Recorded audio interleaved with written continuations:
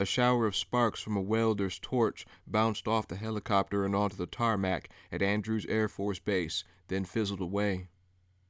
The hooded man was putting the final touches on something called Operation Welcome Wagon, a hastily organized attempt to communicate with the visitors. Portable work lights, designed for nighttime road construction, had been trucked onto the runway along with a fleet of loudly chugging generators needed to power them. Scores of news crews from around the world moved as close to the scene as the soldiers would let them. The center of all this attention was a 60-foot-long, 30-foot-high, 18-ton piece of machinery, the most advanced instrument of its kind, an Apache attack helicopter. A special steel frame was fitted into the copter designed to hold a giant light board. Searching for some way to communicate with the mute Goliaths hovering over the world's capitals, the Army engineers had finally seized on a plan. They descended on RFK Memorial Stadium, home of the Washington Redskins, and dismantled a large section of the ballpark's message board. The aluminum box, 40 feet tall, had 360 lights that could be programmed by computer to display just about any kind of pattern or message. Once the box was delivered to Andrews AFB, it was mounted to the floor of the Apache, extending like a pair of bulky wings from the doors on either side. 1,000 cameras began to flash when the long rotor blades started to turn. Reporters shouted questions at the soldiers, and press officers assigned to keep them at a distance, rushing to their positions to do stand-up remotes. Within seconds, they were patched into live network broadcasts, and millions of people around the world were watching the beginning of Operation Welcome Wagon. "What you see behind me," a CNN reporter shouted over the din, "is an Apache attack helicopter refitted with synchronized light boards. Pentagon officials hope these lights will be our first step in communicating with the alien craft. But what message will we be sending, and in what language?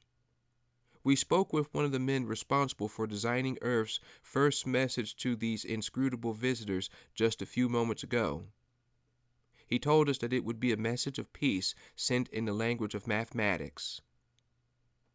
As soon as the blades were at full speed, the ground crew moved away and the pilot lifted off, careful to keep his craft level so the light board wouldn't slip out. It rose straight up, then began moving toward the dark metallic menace, slowly turning in the night sky. A swarm of smaller helicopters equipped with cameras followed it away from the base. People everywhere followed the scene on their television screens. Even in the White House, a large contingent of military personnel and civilian advisors watched as the tense drama unfolded. "Where are we?" Suddenly, half the room jumped up and saluted as the president strode into the room. "We're in the air," General Gray reported. "ETA approximately 6 minutes. As he said these words, the pounding thwack of the Apache was audible over the city.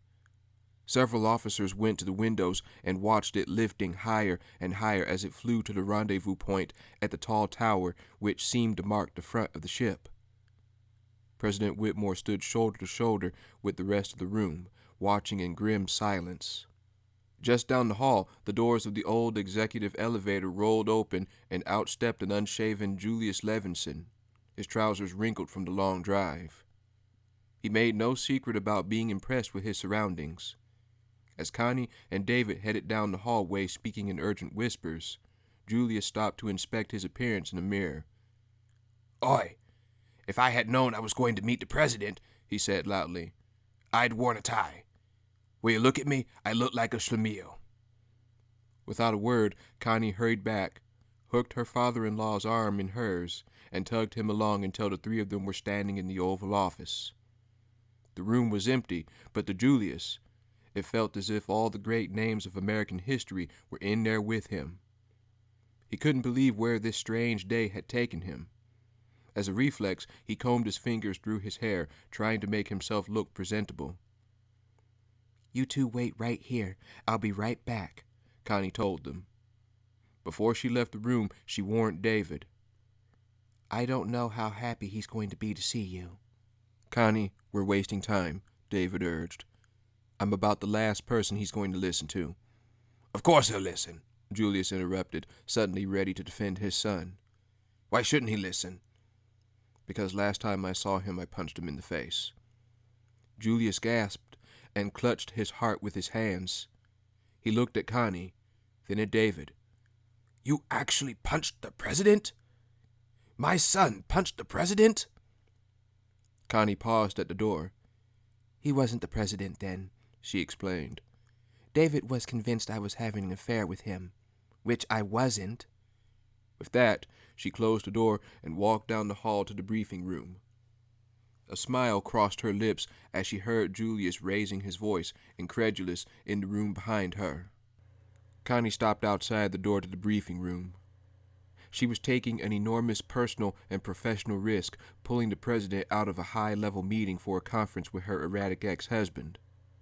But David had managed to convince her that he was on to something real, something she thought the president ought to know about. She took a deep breath and plunged in, walking straight up to Whitmore and whispering something into his ear. Right now? He asked, incredulous. His communications director nodded. Everyone in the room had turned to watch this conversation.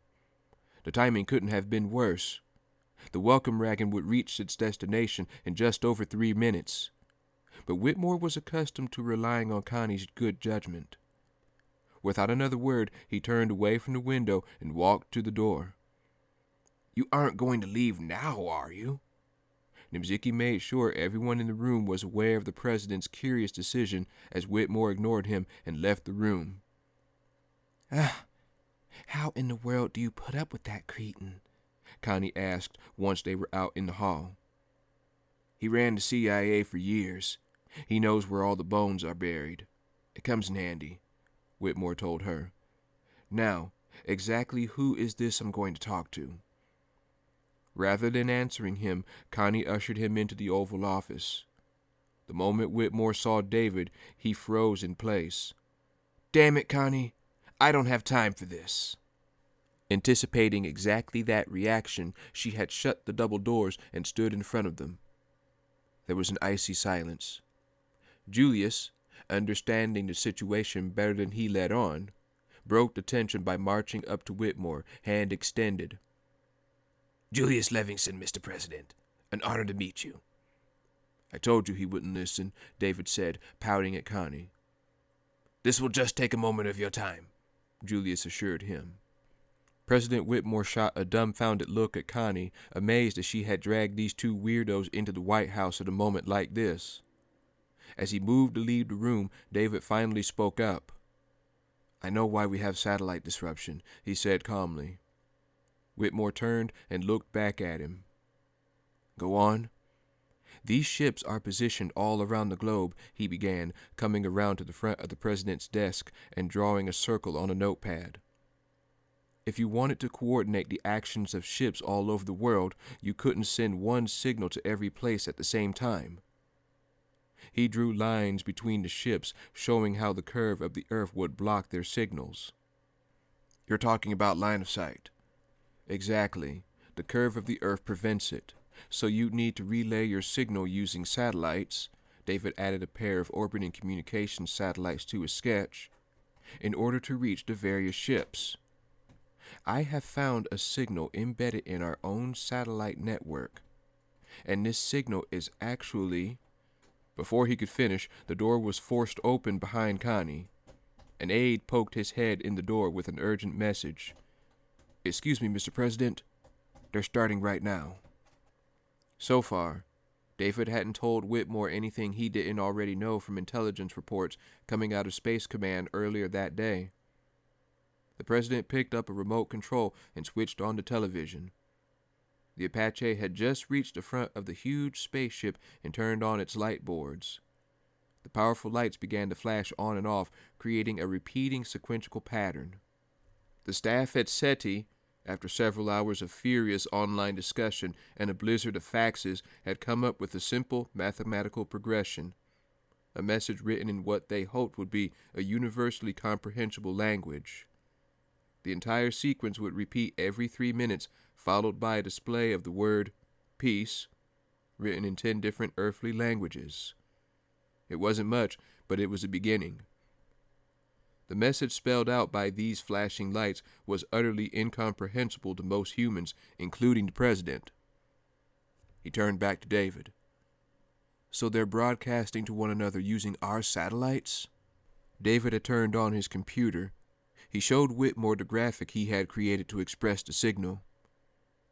This wave is a measurement of the signal. When I first found it, it was recycling itself every 20 minutes. Now it's down to 3. It seems to be fading out, losing power, but the broadcast power remains stable. It's like they're slowly turning down the volume, shortening it down to 0. It has to be some sort of countdown. The president stared back at the television, lost in thought. Tom, these things are... David caught himself and started over with greater composure. Mr. President, these things are using our own satellites against us, sending out a countdown. And the clock is ticking. When will the signal disappear? David opened a window on his computer screen. 31 minutes. Whitmore stared at the television. The giant helicopter looked like a mosquito beside the endless gray bulk of the intruder ship. What David had told him made sense, confirmed his worst suspicions. Until then, he'd taken a wait-and-see attitude. But if David was right about the countdown, it was time to spring into action. He nodded his head and walked out of the room, down the hall, and came into the briefing room with a whole new battle plan. General Gray, I want you to coordinate with Atlantic and Southwest commands. Tell them they have 25 minutes to get as many people out of the cities as possible. But Mr. President, and get that chopper away from that damn ship. Call them back immediately. Gray picked up the direct line to Andrews Air Force Base and relayed the Commander-in-Chief's orders. Mziki, on the other hand, used the moment as an opportunity to advance his career and accumulate personal power. With a series of glances around the room, he tried to submit the impression that Whitmore was cracking under the pressure, reversing himself for no apparent reason. Mr. President, his tone was full of false civility. Why are we pulling back now? What changed your mind? Whitmore ignored him. We're evacuating the White House effective immediately. Let me have the 2 choppers on the lawn in 5 minutes. Somebody go downstairs and get my daughter. Advisors and staff broke into 30 separate conversations, scrambling to execute their new marching orders. Sir, Gray held a hand over the phone. I've got General Harding of Atlantic Command on the line. Just how orderly should this evacuation be? Gray was as confused as anyone by Whitmore's sudden change of direction, but there was no time to answer the question. They're responding. All the movement and chatter stopped abruptly as everyone turned toward the bank of television screens. A thin shaft of green light, 2 inches around, sprouted from the base of the tall tower on the alien ship. Almost like a long finger extending through the darkness, it grew in length until it reached out and poked against the helicopter a mile away. The Apache, moving sideways through the air to keep itself in front of the tower as the giant ship spun slowly through the air, reacted visibly, jolting backward several feet when the light nudged against it. The beam, bright enough to be visible from the ground, was the pale color of milky jade. The millions watching on the television could see that the helicopter was struggling to maintain its position relative to the vast, menacing ship. The pilot's cool voice came over the radio. This ray of light seems to have some type of mass or energy to it. We're experiencing some turbulence, getting knocked around pretty good up here. As he spoke, a huge screeching noise drowned out his words. A pair of huge armored plates concealing the source of the mysterious pail of green light had begun to grind open with an ear-splitting squeal. Sounds like God's fingernails on a big chalkboard, the pilot purred in a southern accent. As the panels pulled open, the light from inside the big ship overpowered the 1,500-watt bulbs of the light board. The men inside the helicopter shielded their eyes, still struggling to maintain position. Then the president's order reached them. The lead pilot flipped the switch on his radio, his voice broadcast to millions worldwide. "We have received orders to return to Operation Welcome." He never finished. A spike of green light suddenly streaked across the night sky and smashed against the helicopter, shredding it in a single burst. It looked like a dragonfly being taken out by a .22 caliber shell. After the brief explosion lit up the sky, everything was suddenly dark once more. The bright light coming from the spaceship was gone. All that remained were a few pieces of smoking debris drifting earthward like fiery snowflakes. The doors at the base of the tower rolled closed, and the huge saucer covering the sky went back to sleep.